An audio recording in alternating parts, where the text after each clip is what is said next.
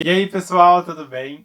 Bom, meu nome é Guilherme e hoje nós vamos conversar sobre esse livro incrível, que é até um pouco de redundância, né, falar esse adjetivo, citando um livro de Gabriel Garcia Marques, que é Crônica de uma Morte Anunciada. Bom, esse não foi o primeiro livro de Gabriel Garcia Marques que eu li. Inclusive, se você já viu algum vídeo meu, provavelmente eu já devo ter citado que Gabriel Garcia Marques é o meu escritor de língua estrangeira favorito de todos os tempos, pelo menos dos que eu li até o momento. E dele eu já li, até separei os livros que eu li. Já li Os Funerais de Mamãe Grande, da Mamãe Grande, que é o meu favorito, porque foi o primeiro. Porque assim, as pessoas geralmente conhecem Gabriel Garcia Marques por 100 Anos de Solidão. Eu não conhecia, conheci Gabriel Marques por conta de Funerais da Mamãe Grande há muitos anos atrás, porque estava numa promoção e comprei. E realmente eu não conhecia o autor, eu li esse livro, fiquei apaixonado e aí a paixão depois só aumentou, então. Já li a obra-prima dele, né, que é 100 Anos de Solidão. Ninguém Escreve ao Coronel, que é bem legal também. Relato de um Náufrago, também é muito legal. Tô só repetindo a mesma frase, né? Do Amor e Outros Demônios, também que é muito bom. Esse daqui que é mais ou menos, né, que é Memórias de Minhas Putas Tristes. Não é ruim, mas não é o melhor. E é, da trilogia, assim, eu considero como os três principais livros do autor, que é o 100 Anos de Solidão, O Amor nos Tempos do Cólera e o Crônica de uma Morte Anunciada, para mim só falta ler ainda o Amor nos Tempos do Cólera. Esses três eu os considero como os mais importantes livros de Gabriel Garcia Marques. São os mais célebres, os que as pessoas mais bem comentam. Então é como se fosse uma trilogia, né? Inclusive tem uma nova edição em capa dura, muito bonita, lançada pela Record. Mas, enfim, vamos lá. Crônica de uma Morte Anunciada foi lançada em 1981 e Gabriel Garcia Marques foi vencedor do Prêmio Nobel de Literatura em 1982. E como todos nós sabemos, né, inclusive eu fiquei sabendo aqui pelo YouTube, que o Prêmio Nobel é concedido aos autores pela sua coleção, né, pelo seu catálogo disponível, né, assim, não sei exatamente os motivos que levam a que um autor seja concedido o prêmio Nobel, mas no caso de Gabriel Garcia Marques, muito provavelmente foi pelo seu vasto catálogo, que é incrível, que eu acho que, na verdade, até o ano que ele ganhou o prêmio Nobel, ele só tinha publicado livros de ficção. Se eu não estou enganado, ele começou a publicar os livros de não ficção dele, os livros de jornalismo, né? Depois de 1982. Inclusive, ele não tinha nem publicado ainda O Amor nos Tempos do Cólera quando ele ganhou o prêmio Nobel, mas ele já tinha livros incríveis publicados, e aí a gente sabe que merecimento é uma palavra que combina com Gabriel Garcia Marques. Mas vamos lá. Crônica de uma Morte Anunciada. O título já está dizendo pra gente o que vai acontecer nessa história que é contada de forma de crônica. Que, se eu não estou enganado, é como se fosse um retrato de um acontecimento, de algo que já aconteceu. Eu não tenho certeza, eu não lembrei de ter pesquisado o significado de crônica para vir gravar o vídeo. Mas, enfim, o que nós temos aqui? Fiz uma colinha com o nome dos personagens, porque eu sou bem ruim com o nome dos personagens. Santiago Nassar vai morrer. Isso daí é uma das primeiras coisas que acontece no livro, é uma das primeiras frases. Santiago Nassar vai morrer, a sua morte foi encomendada. Mas o livro parte dessa premissa de que ele vai morrer e ele volta atrás, ele primeiro vai para frente, começa a mostrar a cena da morte, né?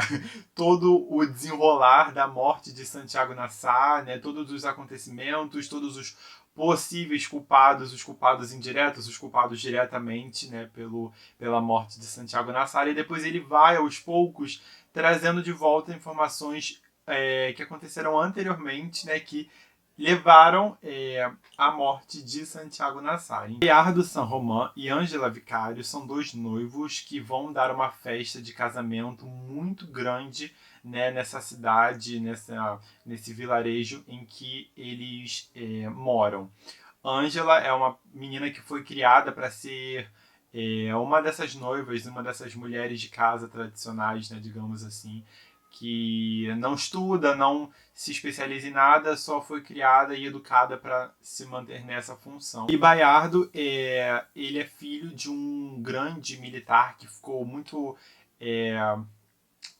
ganhou muito dinheiro por conta das suas participações em guerra, e para ele tudo, para ele, no caso Bayardo, tudo é possível, né? Ele viaja de onde ele mora e vai passando por vilarejos até que ele encontre uma pessoa para casar, e ele encontra a Ângela.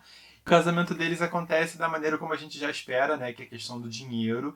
Ele meio que compra, né, esse casamento, porque todas aquelas pessoas ali não tinham uma condição muito boa, e ele compra, e a família da Ângela fica muito contente, né, com essa notícia de que, caramba, ela vai se casar com uma pessoa com muito dinheiro, quando eles descobrem, né, que ele tem muito dinheiro, porque até então ele não revela muitas coisas.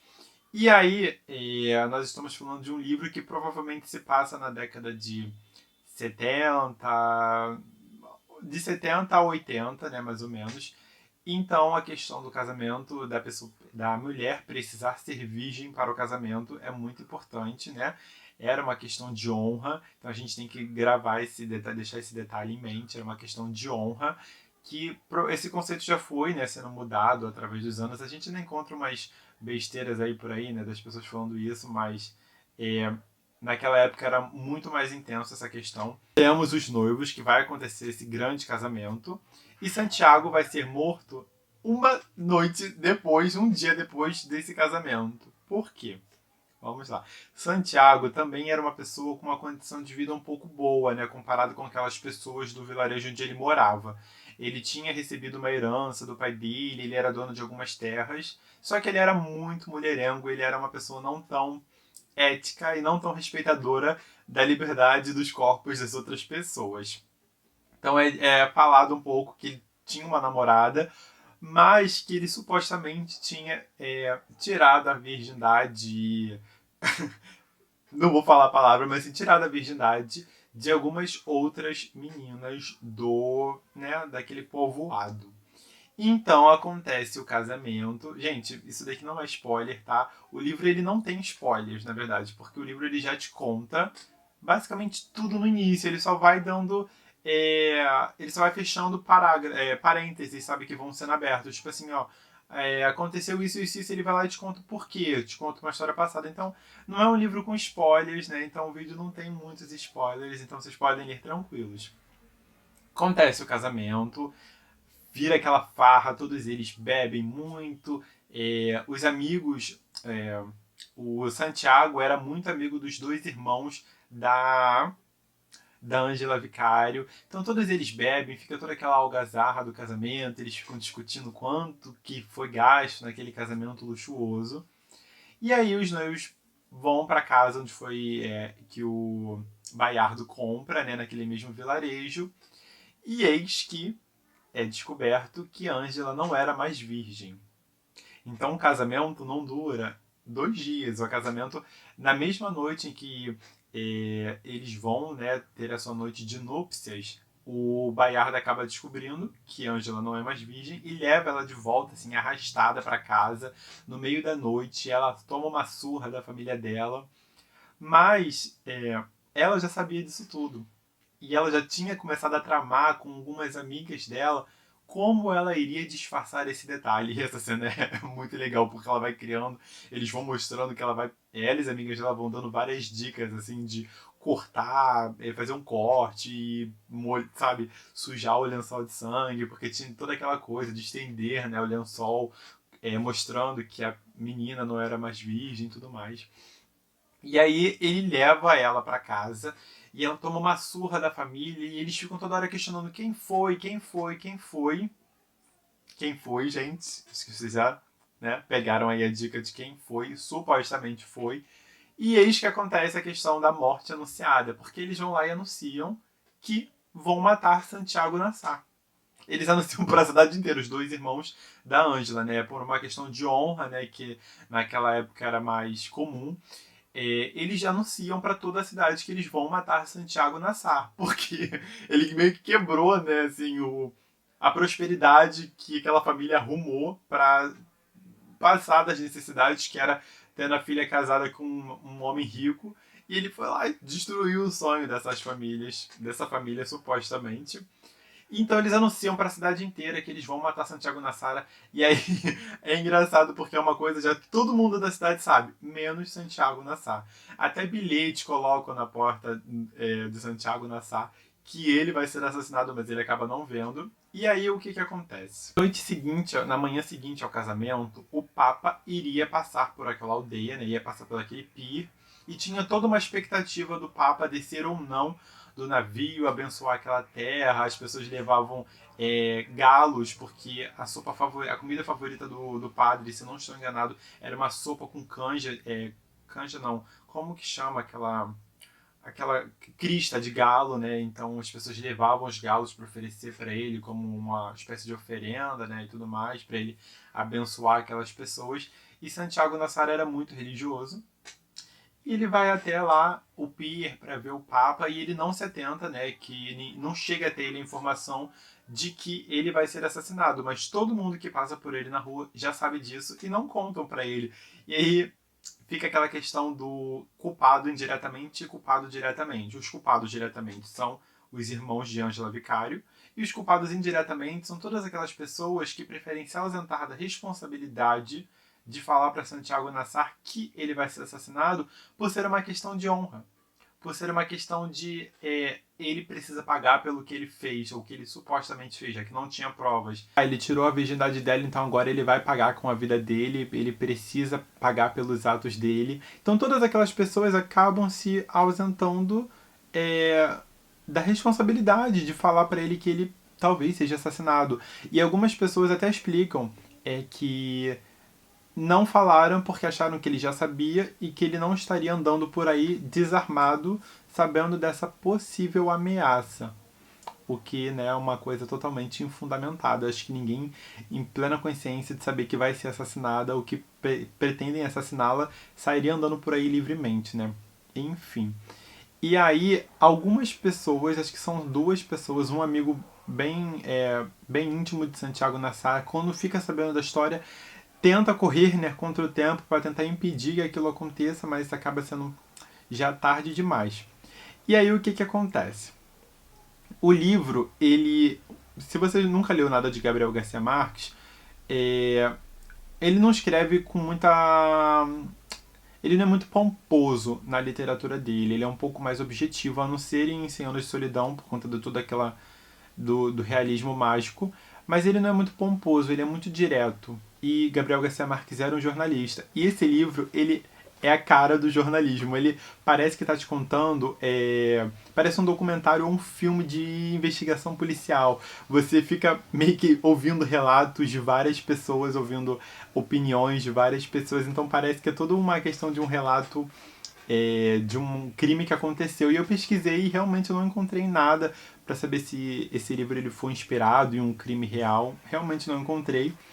Mas a maneira como o livro é construído parece isso, que a gente está descobrindo um caso policial num daqueles filmes e a gente vai ouvindo os relatos, né, das pessoas que passaram por lá ou pessoas que presenciaram. Santiago Nassar acaba morrendo, né? E ele morre de uma maneira absurda, é uma maneira grotesca, ele é esquartejado, ele é perfurado por diversas vezes e ainda assim ele consegue andar e morrer dentro da casa dele, porque a princípio ele tinha sido esquartejado, né, no portão da casa dele, mas ele ainda consegue entrar.